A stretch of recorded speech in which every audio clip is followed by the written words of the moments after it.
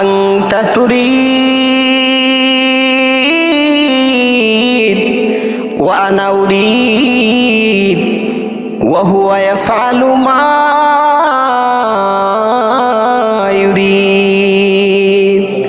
তুমিও চাও আমিও চাই, কিন্তু মালিক যা চান তাই করেন।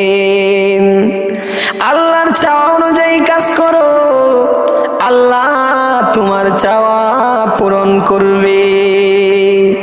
হাজার চাইলেও যদি আল্লাহ পাক না চান,